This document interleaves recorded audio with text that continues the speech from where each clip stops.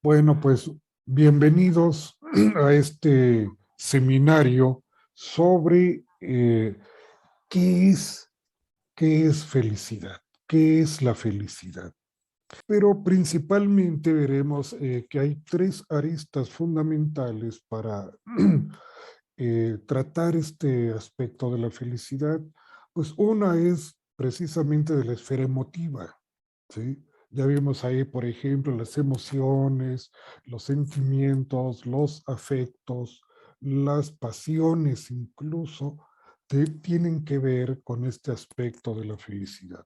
Pero también las hay cognitivas, los estados de pensamiento, la posesión quizás de una verdad, la sensación o el pensamiento de libertad, el pensamiento de ser digno de felicidad, sería cognitiva, y una tercera, aún también muy importante, que es la arista de la felicidad desde el lado espiritual. ¿Sí? Entonces tenemos esas tres partes. Difícil es decir, ¿qué es la felicidad? Pues así que se puede expresar clara y libremente, pues no hay definición alguna que baste. Es una pregunta de corte metafísico, especulativa, y cuando preguntamos qué son las cosas, pues no encontramos una respuesta directa. Por eso andaba tal vez Sócrates preguntando, ¿qué es la valentía? ¿Qué es lo bello? ¿Qué es la poesía?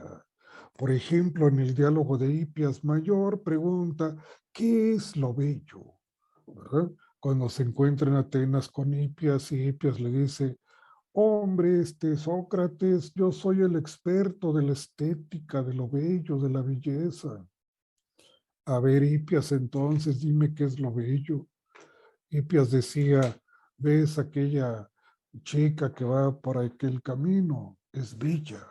Y Sócrates decía, sí, estoy de acuerdo que la chica es bella, pero yo no te pregunté si la chica es bella, sino qué es lo bello. Y entonces no podían responderle. Pero sí se encarrilaba mucho el pensamiento y habían disertaciones muy buenas para hacer posible una segunda pregunta que sería después una pregunta de conocimiento, que es ¿cómo son las cosas? ¿Sí? Pero en esta de cómo son las cosas nos referimos a un conocimiento práctico. Cuando hablamos de la felicidad desde este plano filosófico, pues estamos hablando también de ética.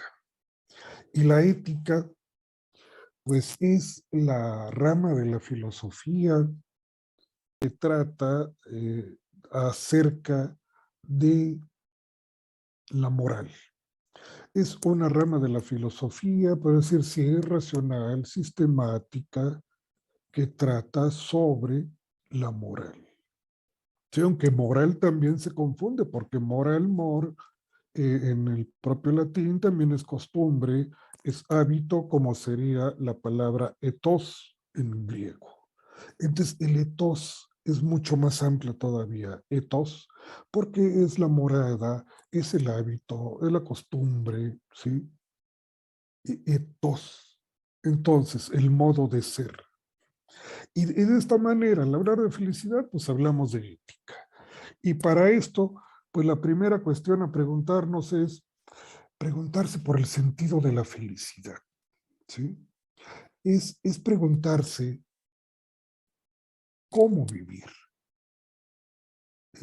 Podríamos decir, es una búsqueda, la felicidad es precisamente es una búsqueda a lo largo de la vida de una persona, como lo diría Victoria Camps, ¿sí? En su libro La búsqueda de la felicidad.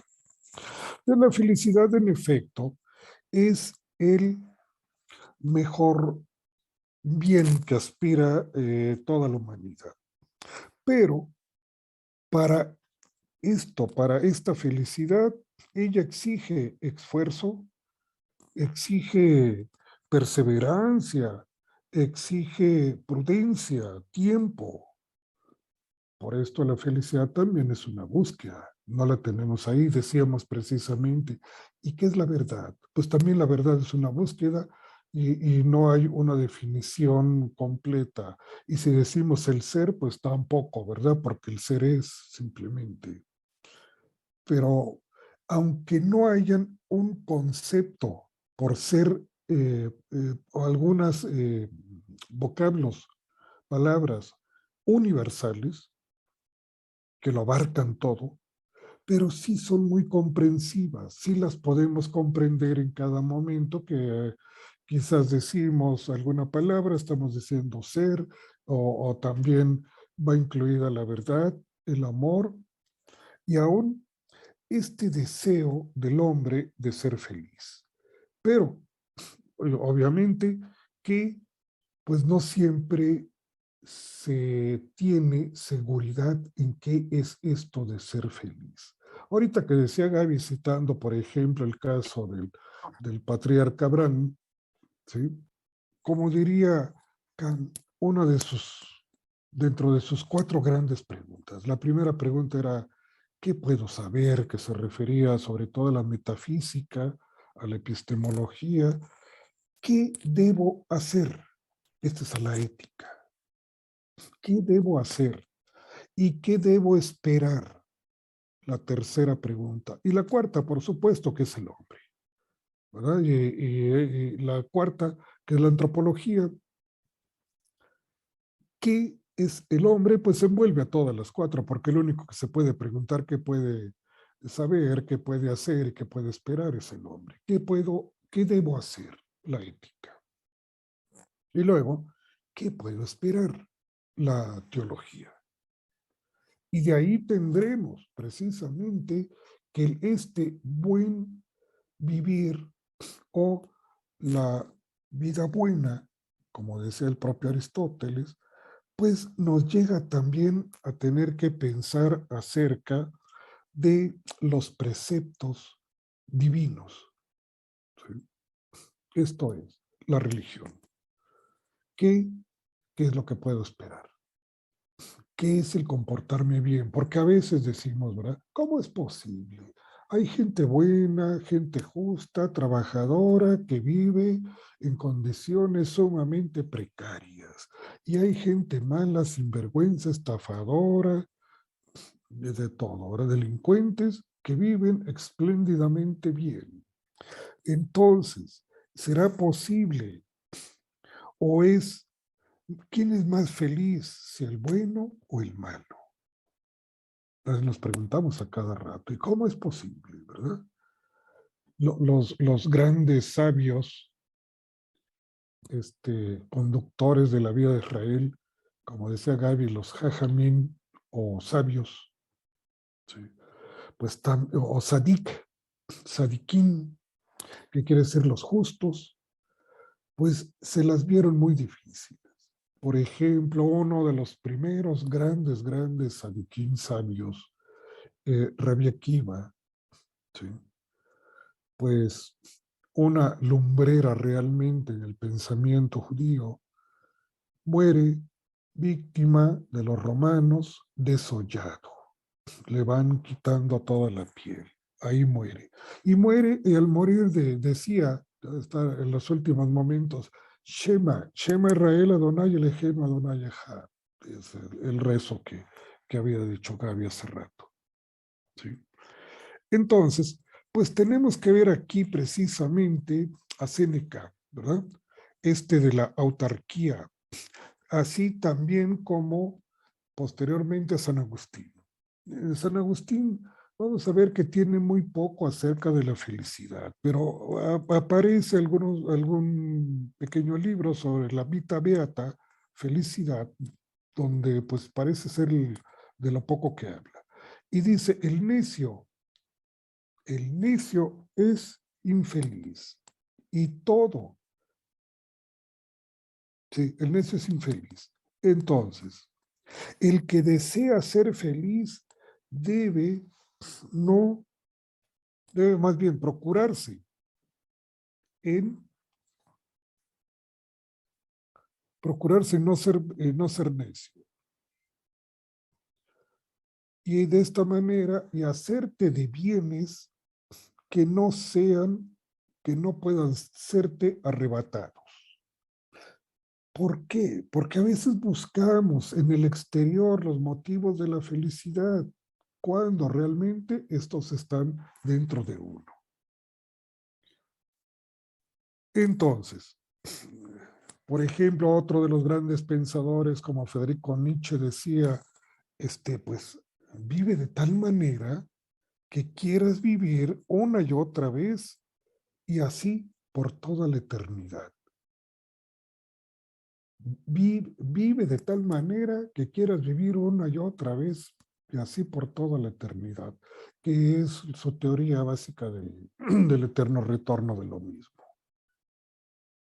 Precisamente, si vivimos en ese estado de felicidad, no por las cosas que se posean, que no son, pueden ser necesarias, pero no es suficiente para la felicidad. ¿Sí? También pasamos a Arthur Schopenhauer en aquel libro básico que se llama El mundo como representación y voluntad, ¿verdad? ¿Y qué nos decía? Pues que esta vida pasa entre dolor y sufrimiento. La felicidad no existe porque cuando deseamos algo es algo que no tenemos.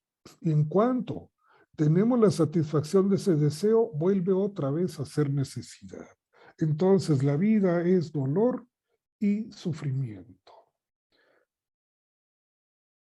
Pero bueno, esa es una visión, claro, ¿verdad?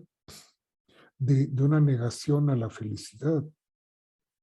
Sin embargo, es la aspiración de todo ser humano. Por esto, diría también este otro gran pensador judío alemán, Ludwig Wittgenstein.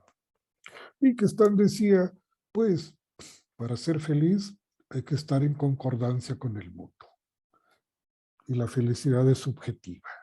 Como son sentencias breves los que ha escrito mucho Wittgenstein, ¿qué es, como decía Aristóteles, qué es la verdad? La verdad es que exista una concordancia, una correspondencia entre el pensamiento y la cosa. Esa es la verdad, una concordancia. Por eso diría una adecuación. Adequatio intellectus et rei. ¿Sí? Adecuación entre el intelecto y la cosa. Wittgenstein diría, ¿qué es la felicidad? Pues es una adecuación entre, ¿sí? Entre mi pensamiento y el mundo externo,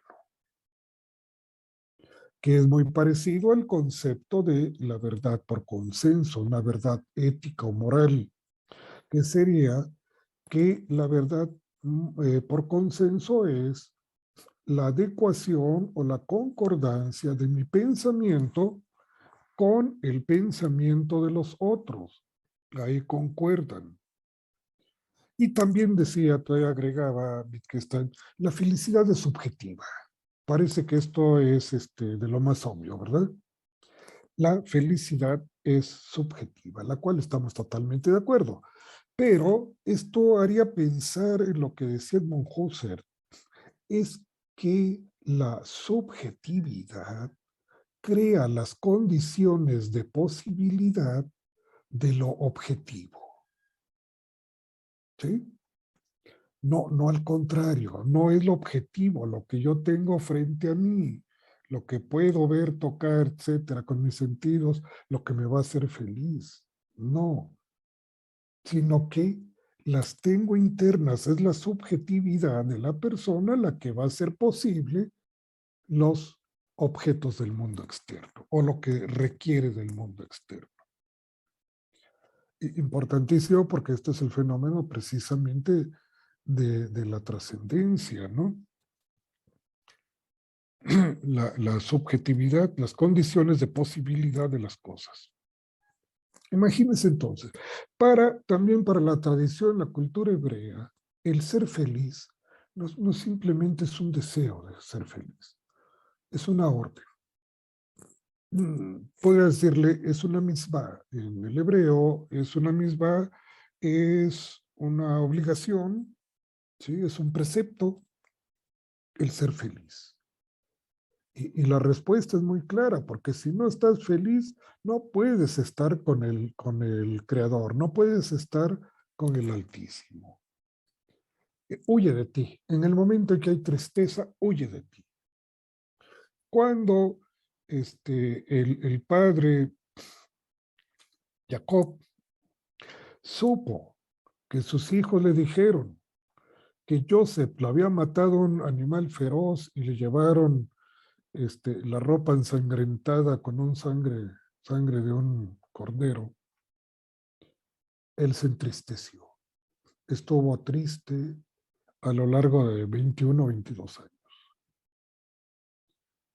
Cuando regresó y supo, cuando más bien le dijeron y supo que Joseph estaba vivo y que además era especie del segundo faraón, el virrey de Egipto, la Shekinah, la presencia divina, regresó a Jacob.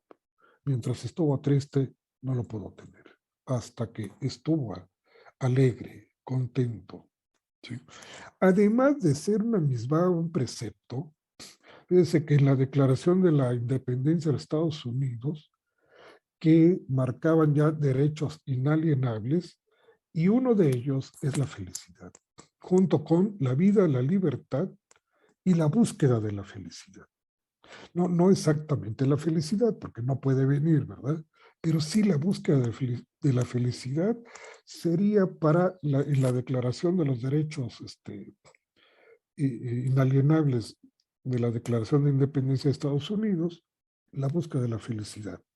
Uno junto con la vida. Entonces, pues vamos viendo qué importancia ha tenido por todos lados, por todo el mundo. Finalmente, por acá, John Rawls, uno de los filósofos contemporáneos, también muy importantes en el terreno de la filosofía política. John Rawls habla acerca de la autoestima o el respeto a uno mismo. Esto es también otra de las condiciones para la felicidad. Y el respeto a uno mismo, tener sentido de que uno vale. Y esto es el autorrespeto. ¿Sí? Cuando decimos, bueno, mi vida no vale nada, yo no soy nadie, demostramos una actitud de tristeza en español y pues no pasa nada. No Pero, tienen pero, el sentido. pero si tú lo lees en hebreo, no solo es que lo entiendas en el hebreo, sino Sí. la fonética, la expresión, la energía que sale de tu boca, pues es la que va a mover, es la que va a formar energía. ¿Sí? Por eso el efecto más fuerte de la lectura de los salmos es directamente desde el otro idioma igual, ¿verdad? Entonces, pues decíamos, la música es un momento en el cual uno encuentra esos motivos de la felicidad, de la alegría, pero también en la pintura y también pues en las bellas artes, ¿verdad? En la pintura encontramos un paisaje y tú observas y realmente el artista, el pintor, lo que ha hecho es devolverte una realidad que tú no la sabes captar porque no eres tan sensible. Pero a la vez te darás cuenta de la gran obra del creador, ¿sí? La naturaleza. La naturaleza, entonces, como decía Spinoza o el Dios de Spinoza, que es el Dios, es toda esa energía, toda esa naturaleza, todo es Dios, el panteísmo. ¿Sí? Okay. Elohim precisamente es el Dios terrible, tremendo de la naturaleza. ¿Sí? Entonces te quedas maravillado cuando logras percibir eso. La gran Percibirlo. maravilla en la pintura o en la escultura no se diga en la música, en la danza y todo eso, ¿verdad? Claro. Decía que, Gaby, una de las palabras hebreas es cuando tú danzas, cuando tú bailas, pero no el baile, cualquier baile, ¿verdad? ¿Sí? Sino esa danza bella, donde es el desenvolvimiento, la expresión corporal del hombre, la expresión máxima del hombre, ¿sí? Rindiéndole culto al Creador. Mientras más cerca esté uno al Creador, pues más feliz podrá ser. ¿Sí? Y no es precisamente el tener el montón de dinero. Claro. Lo mismo que le pasó al hombre que se encontró el monje que le dio el diamante, ¿verdad? Y ahora ya me lo van a robar, me van a matar, mejor te lo regreso y dame eso que a ti te hace feliz. ¿Cómo es que no te quedaste con el diamante y me lo diste como si nada? Así yo quiero ser, ¿verdad? Por eso, el convivir con los demás, el procurar por los demás, el ayudar al necesitado, es lo que te va a proporcionar más importante. Buscamos. Y también, pues, como decíamos, viene otra parte que sería terrible. Ya decíamos en uno de los seminarios anteriores, citando a Freud, cuando decía Freud, por ejemplo, que tres cosas amenazan la vida del hombre, y una de ellas es precisa, la peor de todas es la convivencia con los demás hombres. La otra es la Sí, omnipotencia de la naturaleza y las limitaciones de nuestro cuerpo.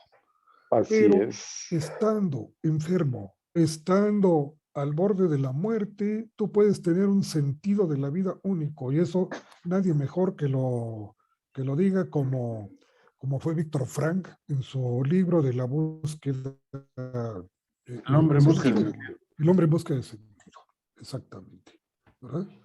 Ahí estaba, no sabía en qué momento moría en los hornos de Hitler. Desaparece su familia, todos. Ya la gente ya no tenía ni siquiera el ánimo de nada, dice. Sabía que iba a morir. Ya no querían ni comer, Sí. Hay una parte muy pero bonita donde, él de no ese libro. perdió el sentido de la vida. Sí, sí, sí, te escuchamos, Julio. Sí, hay una parte muy bonita que yo recuerdo mucho, donde él viene en un tren que lo llevaban a algún lugar y que por una ventana vio una imagen del campo, de los montes, y eso le llenó de alegría. A mí eso me dejó impresionado porque a veces es muy difícil encontrar esos momentos de alegría y de felicidad por los problemas que supuestamente uno tiene, porque todo. Entonces, él dice, bueno, yo buscaba en eso, empecé a encontrar la alegría de vivir, aunque fuera por un solo momento. Pues claro, por eso al borde de la muerte, de una enfermedad tremenda o de un estado similar a este del holocausto judío, hay sentido de la vida. Y por esto, entonces concluimos con las frases de Nietzsche. De tal manera que quieras vivir una y otra vez y así por toda la eternidad. Eso está ¿Sí? maravilloso. Sí. Pues sí, quieren, vamos a abrir el espacio La reflexión. para las preguntas.